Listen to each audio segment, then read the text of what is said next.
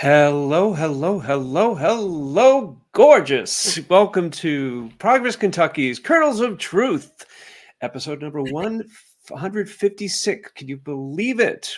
Wow. Pretty soon the show's going to be old enough to vote, drive, and get itself a beer. My name's Nate Orshan. I am your guest host this week, filling in for Aaron. And we have another exciting show for you. First and foremost, we have two great co-hosts with me, Dr. Brian Clardy and Doug Price. I can say things, I can really do that. And we're very, very excited about our special guest, Adam Moore, who is the candidate, there he is, candidate for Kentucky House District 45. So he's going to be coming on and telling us a little bit about what he's up to, the campaign, and why he's in this race. So, first of all, let's start out, and then, of course, we'll have a call to action, too, so stick around for that, because, you know, we have things we wish you guys to do for the Commonwealth. But first, are you ready to help turn Kentucky purple? As the GOP supermajority in the Kentucky General Assembly ignore the will of Kentucky voters on issue after issue, from abortion access, supporting public education, funding affordable housing, it's clear that the only way to get better results in Frankfort is win better electoral outcomes for our Commonwealth. And to that end, we hope that you will support us here at Progress Kentucky in our efforts to do just that. Make a contribution right now via our secure online website, Act Blue, to help turn Kentucky purple. $5, $50, $500 could happen. But you know what? No matter what, it all adds up, and we are very, very grateful.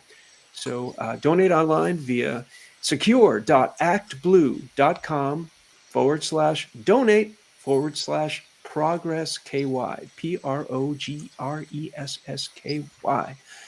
And now, and there's my dog, Atwood. Hey, Addie. Did not think she'd be coming in to join, but glad she's here. It is time to check in with our co-hosts. Please let us know, also, you out there in internet land, let us know who, where you are, and what you are protesting today. And we mean you as well on the internet. I got a little ahead of myself there. Wherever you are, let us hear what you're protesting today. Feel free to put it in our chat while we are sharing ours. So again, I'm Nate Orshan, coming live from South Frankfort, just a stone's throw from the State House and the Governor's Mansion. And my protest sign today is Momnibus. It's such a lonely word. We'll get to more of that later. And let's see who we have up next. How about Dr. Brian Clardy? Nate, how are you tonight? Great. Good to see ya. Good to see you as well. So what am I protesting tonight this Wednesday after Easter? President Trump, former President Trump's Easter message, which is one big, huge, gigantic rant meets screed, where he called out all of his enemies and had the brazen audacity to wish all of them and wish all of us a happy Easter after such a hate-filled message. This on top of the fact that he's promoting the God Bless the USA Bible, a Bible with American historical documents in it.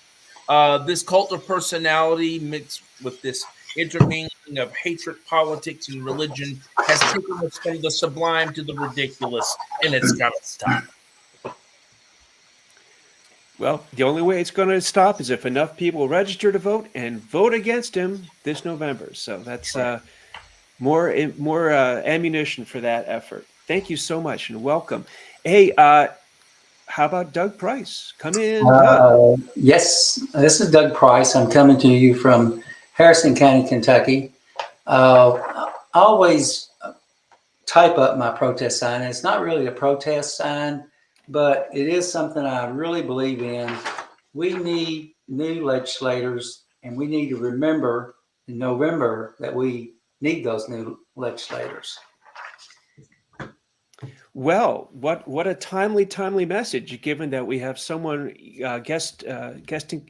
visiting our show who hopefully will have enough people remember and help them get in.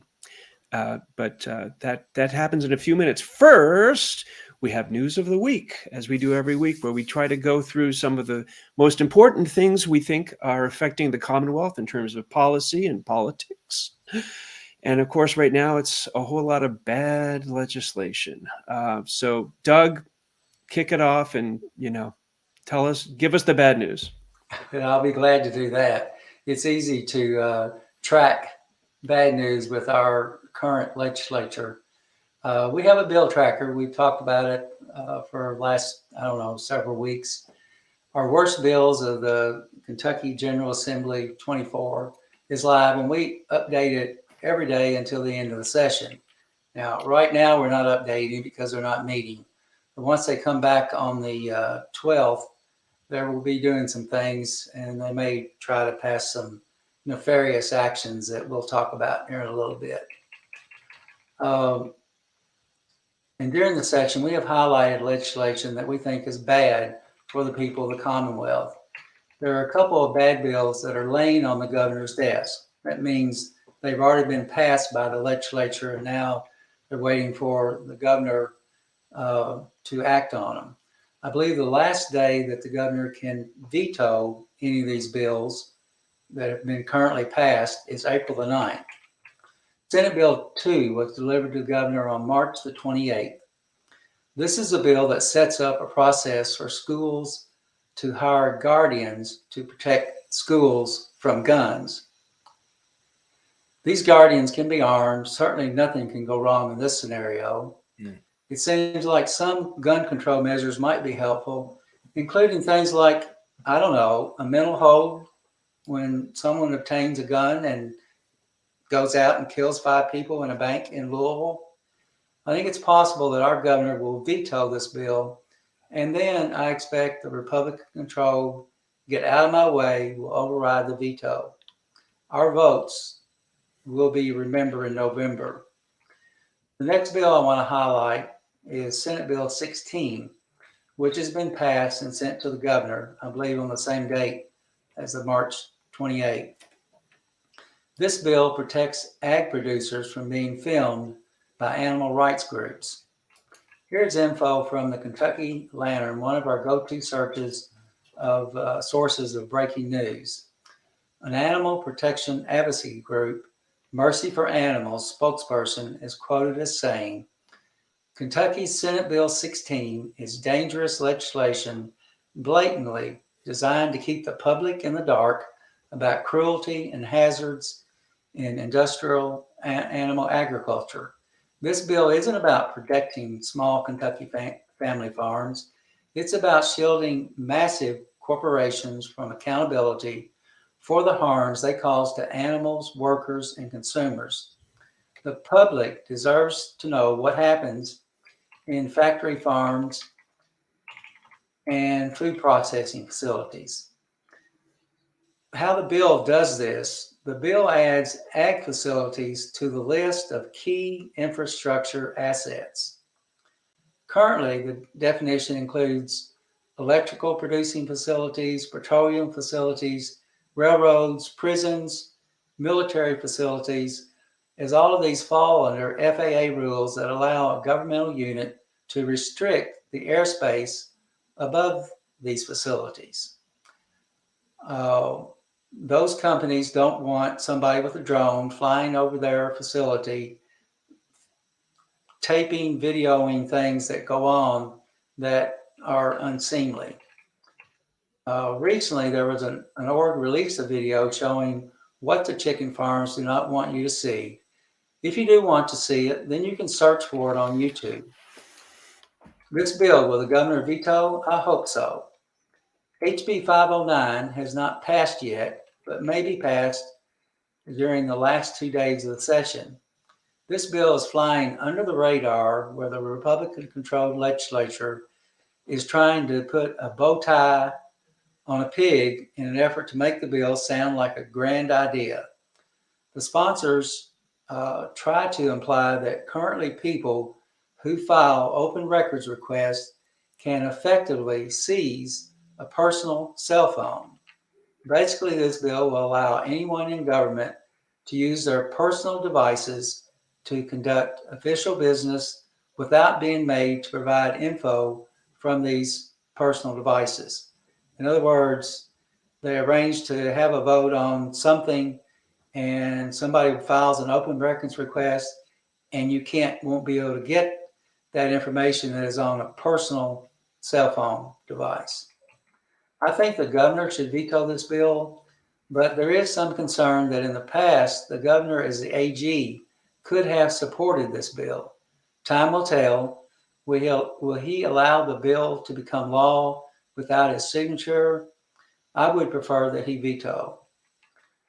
A bill vetoed on April 2nd, HB 581, will certainly be overridden on April 12th. That's the first day that the legislators now can come back to override vetoes or do business. This is one of those, you wonder why this bill is even needed. And it had to do with the concern that cities and counties might offer favorable measures to EV charging stations over gasoline stations. Yep, another dog whistle speaking to the base. Stay tuned. The Kernels of Truth will keep you up to date on this bad news legislation. And Nate, I'll turn it back to you. It's hard to know where to start, but you know where I'll start? Dr. Brian Clardy. What do you think of any of that? About the bills before the legislature? Yes. The only thing the governor has at his disposal is the power of his veto pen and the power of his words insofar as phrasing a good, strong veto message. He's dealing with a super Republican majority who can ram through practically almost anything that it wants to. However, Senate Bill 6, as far as is today, they'll reintroduce it probably in the next session, is dead in the water. And that's something to celebrate, because we were about to go down a very dangerous path had Senate Bill 6 become law and diversity, equity, and inclusion programs been stripped out of public universities in this Commonwealth. We didn't need that, but that was a damaging piece of legislation. Luckily, fate or God's intervention, or however you want to put it, did prevail in that case. And now we don't need to worry about that anymore, right? It's coming back. Like a bad rash, it's going to come back, especially during the period of these culture wars, election year or not. Sigh. Yeah, Doug, I don't know of those bills that you went through. I don't know which is the worst. Certainly, the notion of letting a public official get away with conducting public business on their private, communication devices, and then, pointing to it saying, "Oh, you can't. Sorry, FOIA don't work." That, raises my blood pressure quite a bit. And I know her that emails. Yeah. Or email. Right. Hey, it's my Gmail, man. Yeah, no, just no. So that for me would get I guess a huge priority. And I imagine a former, who was she? She was a assistant AG, Amy Benson Haber, who's been on the show before, is probably, fit to be tied over that one as well. So I can't imagine. Yes, a shout out to Amy. Some of what I said is based on a newspaper article that she was quoted in. She is very much against this bill, and she knows that it'll several years. Yeah. I did want to say something about SB 6, Brian. They could resurrect it in the last couple of days. Of course, the governor will veto it. But you're right. If that doesn't happen next year, yeah, it'll be back. Mm-hmm. Sadly. Yeah. Well, moving on. I guess it's time for me. Unless Brian, you want to go into that at all more? Just except to say that the culture wars that we're seeing around the country have made their way here. We have not quite become Virginia. We've not quite become Florida, thank God. Will we at some point? It's highly possible, but so far the better angels of our nature have prevailed. And even though the legislature has passed some outlandish stuff, so far we're okay for now. Even though, as you know, as Doug said, we've got some pretty bad stuff out there that's floating around. Yeah, floating around. All right, well, stay tuned here. We'll alert you next time this comes up again. Well, my story this week comes from a Kentucky Lantern article by Sarah Ladd, posted this past Thursday, March 28th. It's called "Momnibus Picks Up Controversial Baggage on Road Through Kentucky Senate." So this is a story about Republican legislators actually starting to do a good thing for maternal health with one bill, polluting that good thing by gratuitously adding anti-abortion code to that bill, and finally not following through with a good thing by passing the bill, even though that would have been the most pro-life thing for them to do. And as Doug would remind me, they still could do it in the last 2 days, but if they weren't doing it before then, I have a feeling there's not a lot of impetus to do it now. So this good thing we're talking about was called the Momnibus Bill, and it started out in its life as House Bill 10, which would have done the following. It would have added pregnancy as an official qualifying life event so that a pregnant person could get health insurance. Some insurance providers already do this, but not all of them. So this would have forced all health insurance providers to insure a pregnant person. It would have created a brand new hotline that any pregnant person's healthcare provider could use to get their patient's psychological care if need be. It's a good thing. It would have also added to an existing home visitation program known as Health Access Nurturing Development Services Program, HANDS, and make it so HANDS could provide lactation counseling, education about the importance of breastkeeping, and information about safe sleep for babies, unquote. That's per a February 12th Kentucky Health News article by Melissa Patrick. So it would also have required that HANDS be available via telehealth as well as in-home visits. So that's great. Now, HB 10 also started out as that rarest of bills, something truly bipartisan that a working group of both parties from both chambers had developed together. According to a February 8th article in Spectrum One News by Mason Brighton, HB 10's bill sponsor and Republican State Representative Kim Moser said, quote, "I mean, if we're talking about the maternal mortality numbers that rival a third world country, we still have got to get serious about this," unquote. And she's talking about Kentucky being, I think it's second to last in terms of maternal mortality. So in the country. So very serious, something that a bill like this should help. Okay, so then HB 10 morphed into HB 467, which kept the good stuff, but also added a new requirement. If you were pregnant with a non-viable fetus, in other words, a fetus that had a condition that guaranteed it would die during or just after pregnancy, you would automatically be referred to perinatal palliative care services. In other words, comfort measures for the dying baby once it left the womb. And on the face of it, that sounds like, and actually is, quite humane for people who choose to give birth in that situation, right?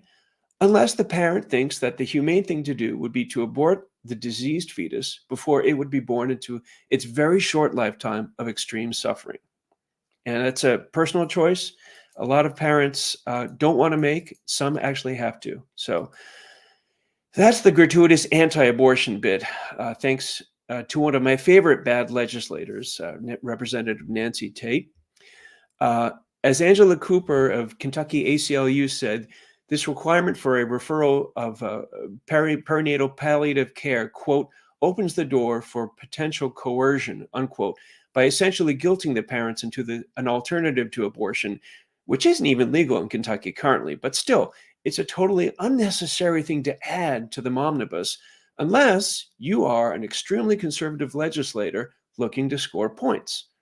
Okay, but the rest of the new momnibus bill is good, right? And now that it has that new anti-abortion stuff, it should have no problem getting through the General Assembly because everyone agrees that helping new parents is good and really isn't a partisan issue, right? Wrong! Per Sarah Ladd's piece, HB 467 passed the House Health Services Committee in early March but did not advance further. making it unlikely to become law as the 2024 session is almost over, unquote. So the Republican supermajority, whose leaders like to claim how pro-life they are and who have a record of illegalizing abortion to supposedly prove it, they can't even get their act together to pass something that's legitimately pro-life, even when it has that new stuff that supports their anti-abortion ideology. To paraphrase the Princess Bride's famous Inigo Montoya, you keep using that word pro-life. I do not think it means what you think it means.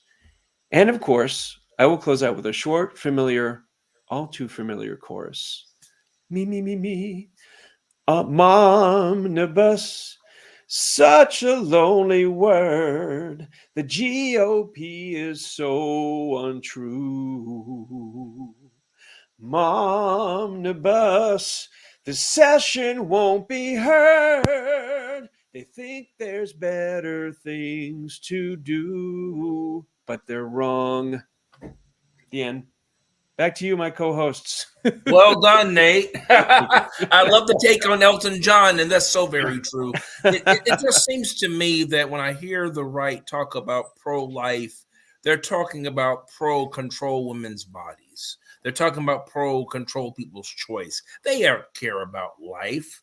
Because if they did, they would talk about how do we best support families? How do we best support families in terms of making a living wage so that they can provide for their families, and that we could support children from basically from the womb to the tomb, actually, and make their lives a lot better. They're not talking about pro-life at all.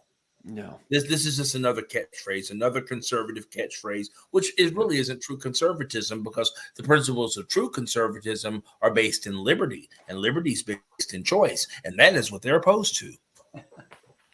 Right on. Right on. It's a sad euphemism for a sad way to think. Doug, Absolutely. How about you? What do you think? Yeah, and the really bad thing about it, what really bums me out, this was, as you described, it was a bipartisan deal.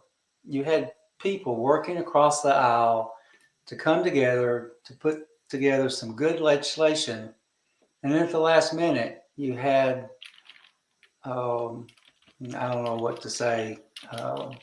There's a lot of things I could say. You had a very conservative female legislator who basically took over the bill and made it worse. And there's really there's no need for that. We had a good bill. Let's everybody pass this good bill and go on. But it wasn't to be. Sure wasn't. Yeah. Some people just can't leave well enough alone.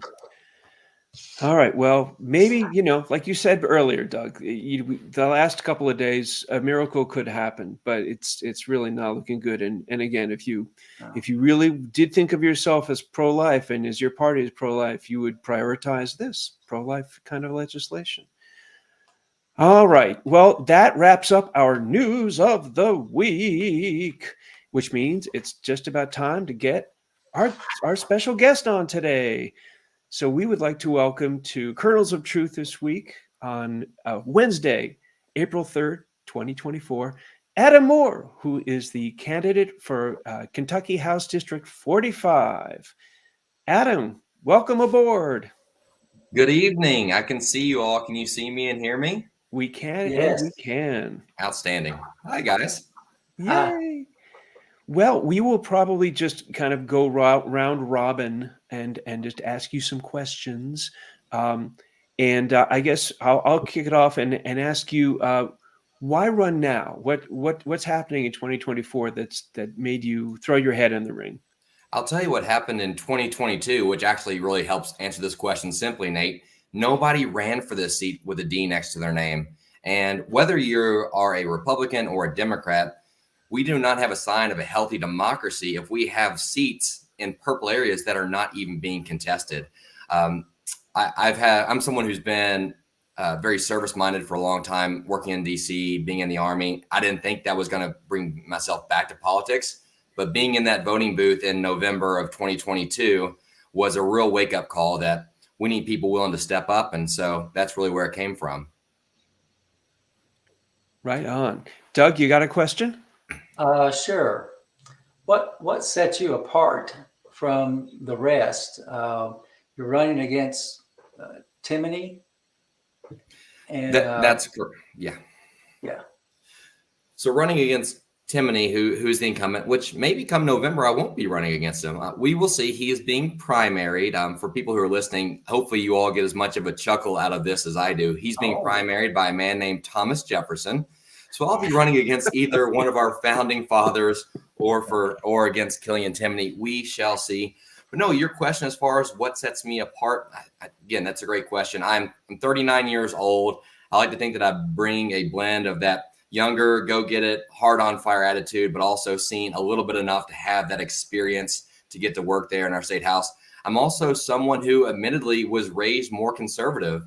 My first job in politics was in interning for Senator McConnell and then working for Ed Whitfield in DC. And then as I grew and experienced the world, and I realized that government needs to exist to help people, to lift people up. And that's its purpose. That's its divine purpose, to govern the people, is to actually help them. I began to see the world through a more progressive lens, that we can help it out. And that now, as I look through the world and the way that we is in the United States and in Kentucky, there's one party that's actively trying to help people, and that is the Democratic Party. So I can understand that worldview that many in this county, in this district, maybe relate to and identify with. And I've been there myself, but I have now been able to grow internally. And I think I can kind of bring that kind of unity together to people who are red and blue and purple and independent and everything else in this district.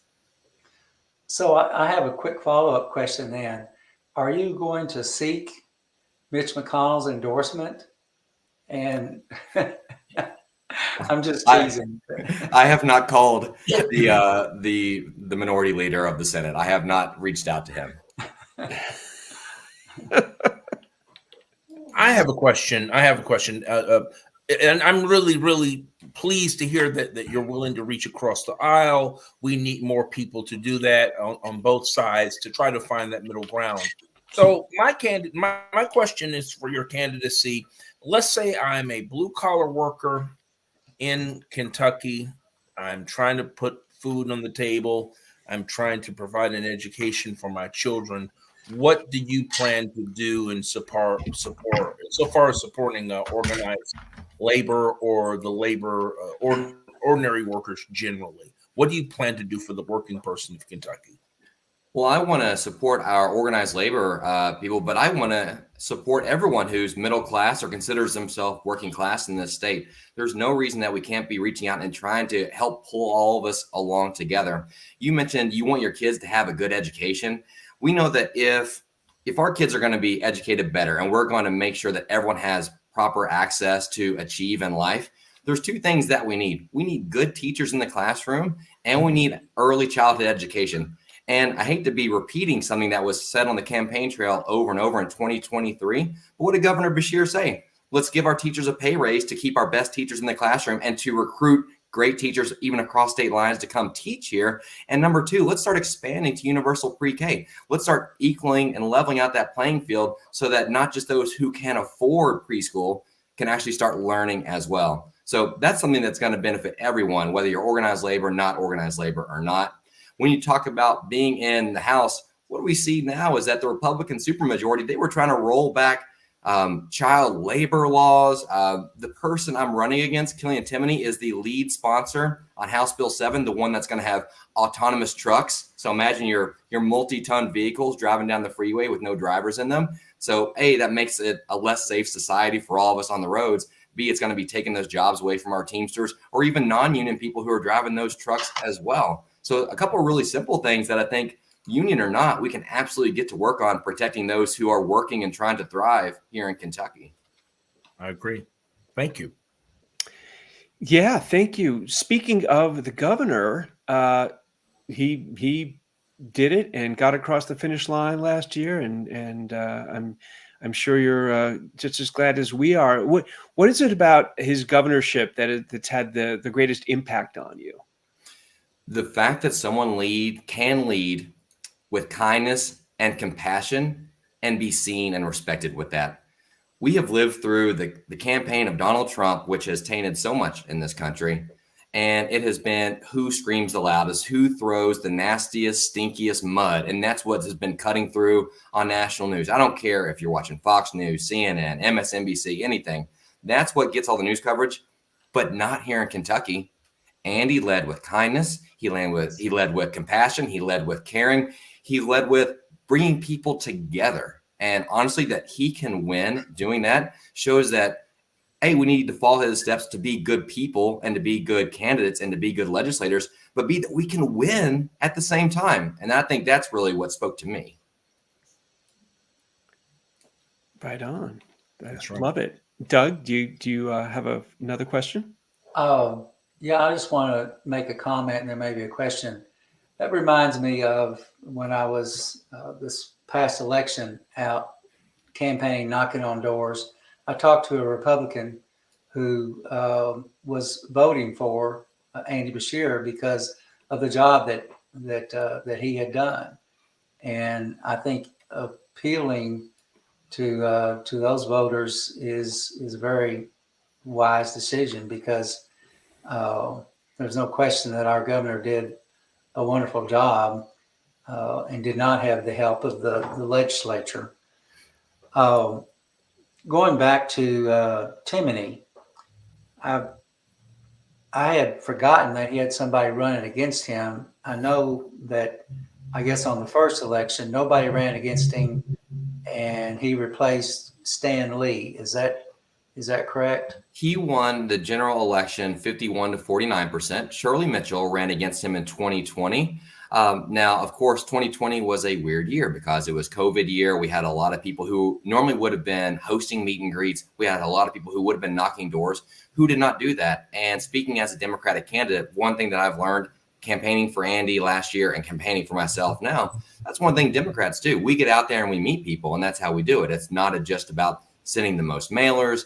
It's not just about having the biggest, flashiest TV ads. We talk to people because we are of the people, and we couldn't do that in 2020. And Killian won 51 to 49. He did run unopposed in 2022, which is, I think, kind of how I came into this podcast episode today, is what got me fired up to do it myself. Great. Woo-hoo. Well, my question is, one would get the impression just looking at the news that Republicans are only the party of faith, the party of patriotism, the party of fiscal common sense. We know that's not true, that they don't have the monopoly on those values. But how do you, as a candidate, go about and demonstrate to voters that the Democratic Party is still the party of Jackson, of Roosevelt, of Kennedy, of Johnson? How do we still demonstrate to the average voter that, no, we have not fallen completely off the deep end as the right would have us to think, even though they clearly have? So you say multiple things there, as that they being Republican Party tries to claim ownership of patriotism and faith. I'm going to refuse to allow them to take patriotism. I'm a man who wore the flag on my shoulder, deployed for a year overseas in the Horn of Africa, deployed for a year overseas in Afghanistan with my brothers and sisters in arms. Didn't matter what color you were, what race you were, what faith you were, what political party you were from. We were all united with that flag on our shoulder and with that camouflage pattern over the rest of us. Absolutely, they don't get a chance to own patriotism. Anyone can be an American. Anyone can be a patriot, and that does not belong to any political party. Me running as a Democrat is testament enough to that. As far as being faith, it is my faith that love is always the answer. I grew up in a Southern Baptist church. I'm a very proud member at Ahava Center for Spiritual Living in Lexington right now. And I think that leading with love and seeing life through the lens of love is what we need to be striving to do. And I believe that the Democrats who are trying to progress and trying to look out for one another and lift one another up, that is leading with love. That is looking at life through the lens of love. Now that you started talking about Johnson and Kennedy and others, I think that speaks to hope. And when you look at us, we should be people who aspire, those who are asking to vote for us, to hope for a better future. Otherwise, what are we doing? We have one party who points and they highlight fear and anger. This person is an other. This group of people is different, and we need to make sure they're kept in their place. it is incumbent upon us then, if we're going to throw out names like Kennedy, of hope, of reaching for the stars. That's what John F. Kennedy did. And he also challenged us not to ask what our country can do for us, but what we can do for our country. It is not just hope and then sit there and hope it happens. It's hope and it's getting to work at the same time. That's what I want to do. And I hope people who hear this and get to know about me and meet me, they take that on themselves as well. And I thank you for your service for sure. Right on. And we just saw hashtag KY deserves more. That's right. That's the slogan. That's the slogan. Kentucky deserves more, because we absolutely do. Yeah, we're going to be seeing a lot more of that, hopefully. Hey, so you have proficiency with firearms, so you know about guns. Can you talk to us a little bit about what your how you as a legislator would approach sort of issues of gun ownership rights versus safety?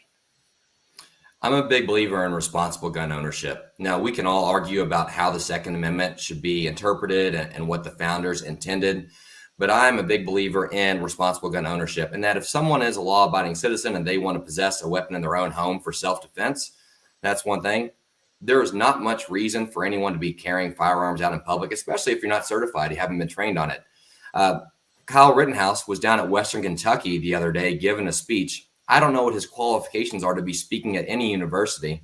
I say this as someone who thinks that that university should be a place of dialogue for people who've done research, for people who have lived experiences, for people who have something to offer to the conversation. Someone who underage crossed a state line illegally with an AR-15 is not someone who I think is really demonstrating what we need to be hearing from very much. But no, there is not much of a reason that anyone needs to be carrying an AR-15 or a concealed Glock or 9mm into the Starbucks or to Nate's Coffee Hideaway or any other place. I have no problem with you keeping a weapon in your home or anyone. And I'm not someone who in the legislature is going to be looking to start a gun registry, who's going to be looking to come into people's home and taking guns away. That's not who we are. They're going to make us out to be that, but that is not who we are. But I think of this culture that the military breeds of you lock weapons away when they're not in use. You lock ammunition away from firearms. Now, I'm a 39-year-old Army veteran, and the three of you all know what the leading cause of death is for veterans under the age of 40? I'm going to guess suicide by firearm. You're absolutely right. Suicide is the leading cause of death for someone like me. A veteran under 40, the leading cause of death is suicide. The chance we have that gun is locked, if that ammunition is not in the weapon, if they are secured away, it makes that person think. It makes that person take extra steps. So if that means we have incentive programs or tax credits to have firearm storage devices, safe storage devices, things that we can incentivize safe training. So it's not just that anyone who meets a certain age criteria can now buy a weapon and carry it in public. Because I've heard Savannah Maddox say that, our young people can enlist at the age of 17 and they get an M4, they get an M16. You're right, Savannah, they do. And they train on it day in and day out. And every time that they're not firing it, there is no weapons. There's no rounds in the chamber. There's a blank firing adapter on it to make sure that nothing comes out at the end of that rifle. The ammunition is locked away in a separate place from the rifles are. So it's a false argument. It's a false equivalency to say just because our military does this, we should let our citizens do that as well. That's not at all legitimate. So I'm a big fan of responsible gun ownership. So again, if you have a weapon in your house, by all means, you bought it legally, that's great. But let's make sure that people are treating them safely and responsibly, because nobody wants to be, it's my child's school that gets shot up next. Hear, hear.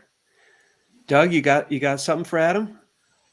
Just if you're watching this, you have to be impressed by this young man. Yes.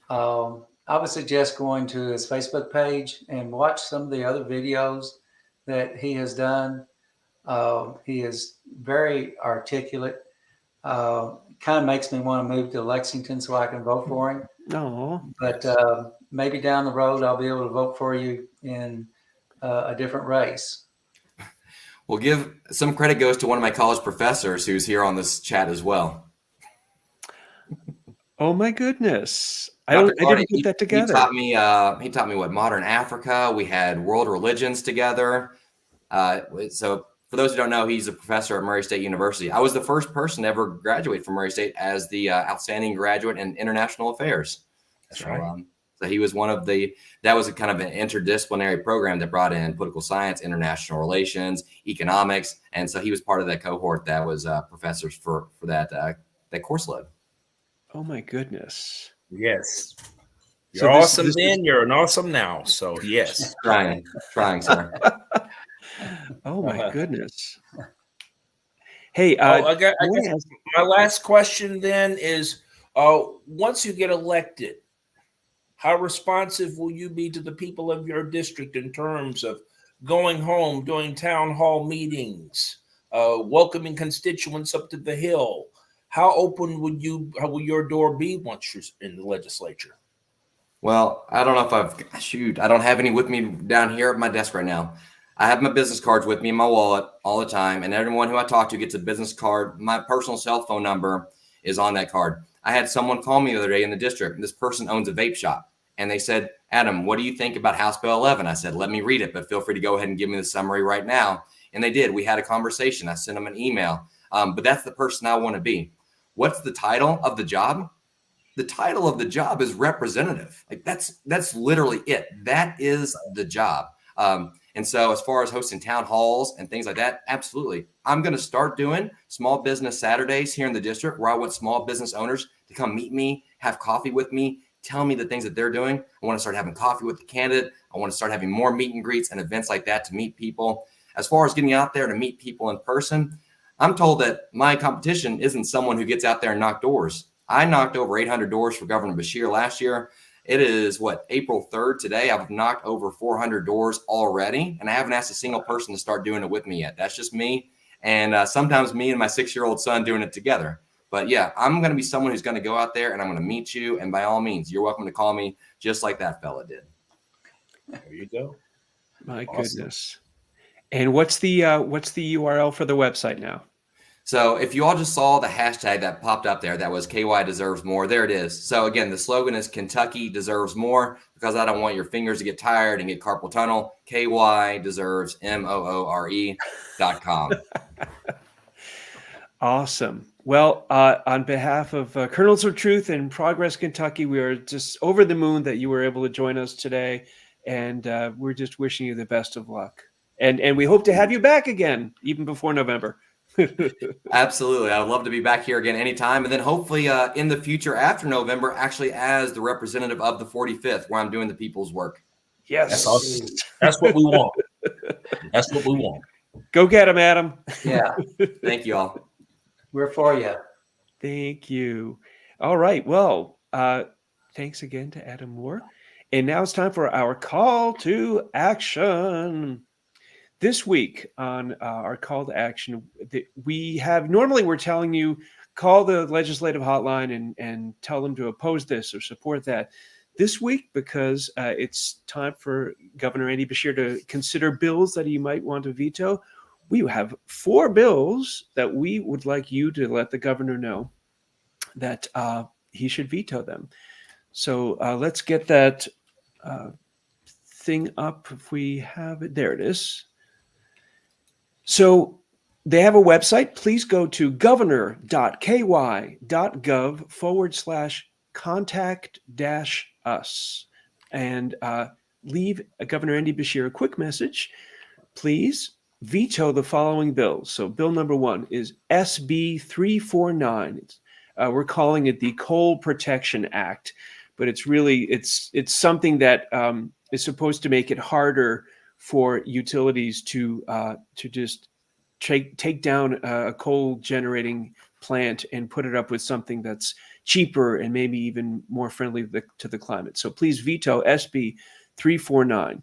Next up, please veto HB 5. We're calling it the Criminalize Homelessness and Fill the Prisons Act, because that's essentially what it would do. It's got an awful, I believe, 3 strikes section to it. It's got the thing that really sort of turns my stomach the most is that it essentially criminalizes the things that someone who is without a house would need to do, such as camping outdoors and just, sort of setting up shop wherever they happen to be, because they have to live somewhere. So HB 5, please veto that one. Next up, we have SB2, Senate Bill 2.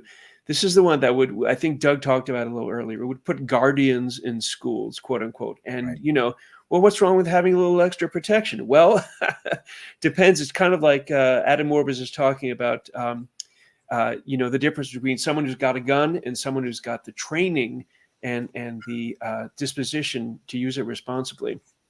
And the people that SB2 would put into schools are, you know, they've had firearms experience, yes, so good, so maybe they can shoot straight, but they don't have experience dealing with, you know, kids who are acting up and you know, maybe getting a little rowdy, but they just need to cool down or be handled with a way other than a firearm. There's no guarantee that just because you have a person there with a gun that they won't, you know, pull it on the quick. And if you think that can't happen, there are so many examples from the world of law enforcement of cops shooting people because they're just quick on the draw and a little bit scared. And there you go. So please veto SB2. And last up, HB 509, House Bill 509. This is the one that Doug was talking about earlier that would allow public officials who use their private email and private devices to conduct state business for that to not have to turn them over to FOIA requests. And that is just terrible, terrible, terrible. So from the top, please veto SB 349, HB 5, SB 2, and HB 509. And that's it, I think, for Kernels of Truth this week. Unless we have any last words from our guests before we close up. Yes. I want to issue the same challenge as I did last month to my beloved Kentucky Democratic Party.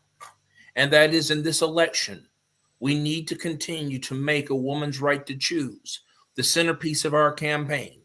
We still need to go back out. We need to overturn Dobbs. We need to overturn any type of abortion ban in this country. Women's lives are at risk. Women's freedoms are at risk. And I challenge my Democrats all across this Commonwealth, whether they're on the state central committee, candidates for office, or office holders today, we need to go out and fight for women in this Commonwealth in 2024. Thank you. Ditto. Right on. And thanks for joining us again. I'm sorry that we have to wait like another month to see you, but it's a blessing, and it is a true honor and a true blessing to be on with you guys. You know where to find me if you want me to come on sooner. You know where to find me. Oh, you're going to regret having said that. Thank you. And so Doug much. is great. Doug and Nate, it's great working with you brothers. It's an honor. Really glad to have you on the show, and you know, be careful what you say. April 10th and 17th and 24th, and not the 31st, but anyway, I'll always enjoy having you on. And enjoy your intellect, and it's nice to know you. It's nice to know you too, brother. Doug, take us home. Certainly. Progress Kentucky is a nonprofit organization registered with the Kentucky Secretary of State and organized as a 501c4. We are affiliated with the Indivisible Project, the Commonwealth Alliance for Voter Engagement, referred to as CAVE, and are also proud members of the Forward Kentucky Network. Progress Kentucky's goal is to educate, organize, increase voter turnout, and advance a progressive agenda through civic engagement. Next week, we'll be joined by another wonderful guest. Watch for announcements on our Facebook page. Production of episode 156 was by the phenomenal Annabel Nagel. Big thanks to Nate Orshan, who wrote and performed our theme songs. You can find more information and music at natosongs.com. If you do miss our weekly live stream on Facebook or YouTube, audio podcasts and our show notes are available on Apple, Google, Spotify, and wherever you get your podcasts. If you do listen to the pod, please leave us a 5-star review wherever you are listening right now. Logo and some graphic content provided by Couchfire Media. More information can be found at couchfiremedia.com. Hope to see you next week.